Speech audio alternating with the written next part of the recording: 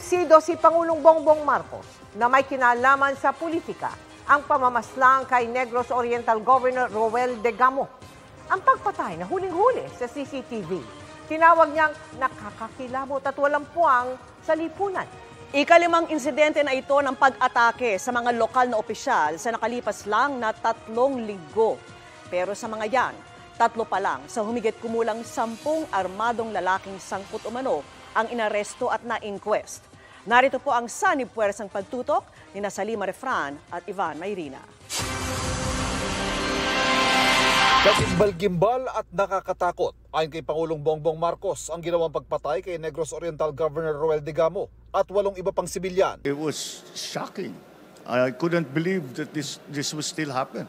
Pinasok ba naman yung sarili niyang bahay? At saka when you see the video, talagang lahat, basta naharap sa kanila, babarilin nila. Ilan ang pinatay nila, walang kinalaman dun sa kanilang gulo ko, nilang away. So yes, this one is particularly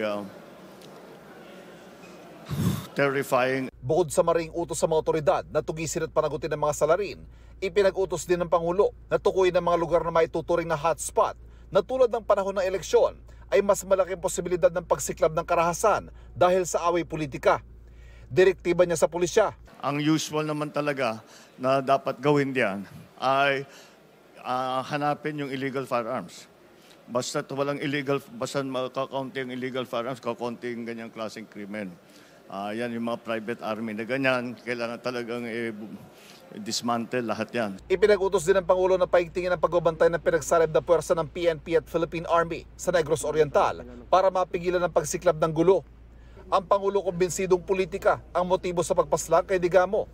Si Degamo ang pinakahuli sa iba pang mga insidente ng pagpaslang sa mga lokal na opisyal at patuloy ang paggiit ng PNP na isolated incident ang bawat isa sa mga ito. Yung dalawa, yung first 2 of the 3 were actually baka hindi political. Basta, but this is purely political. Na-inquest na para sa multiple murder ang 3 suspect sa pagpatay kay Negros Oriental Governor Roel Degamo at sa 8 sibilyan sa provincial prosecutor sa Dumaguete City. Nahaharap rin sa illegal possession of firearms, ammunitions and explosives sa Bayawan City Prosecutor's Office ang mga dishonorably discharged na dating Army personnel na sina Joven Javier, Benji Rodriguez at Joric Labrador. Pero 2 raw sa mga ito, tinitignan na ng Department of Justice kung maaaring ipasok sa Witness Protection Program.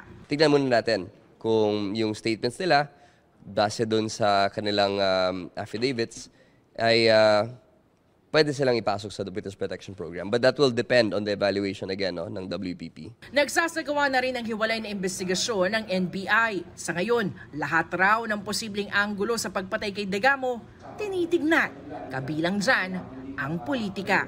Maraming anggulo yan di ba? Baka sabihin mo may nakaaway nung araw o kung saan o politika, no? Lahat naman ito pinag-aaralan maigi. Nitong Sabado, nag-alok ng pabuyang 5 milyong piso ang Department of Justice para sa mahalagang impormasyon sa pamamaril. Hindi raw bababa sa 10 ang mga armadong lalaki na kasama sa pagpaslang kay Degamo. Nahuli na yung mga kasama ninyo. Kung ako sa inyo, it's better for you to surrender. Naghain naman ang resolusyon ng mga senador para kondenahin ang sunod-sunod na pagpatay at karahasan laban sa mga opisyal at kawani ng gobyerno, pati na mga pribadong individual. Kinondena rin niya ng Union of Local Authorities of the Philippines o ULAP at League of Provinces of the Philippines. Si Degamo na ay kalimang local government official na tinambangan sa nakalipas na 3 linggo. Hindi bababa sa 20 ang bilang ng mga namatay sa mga insidenteng yan. Para sa GMA Integrated News, ako si Salima Refran. Ivan Mayrina nakatutok, 24 oras.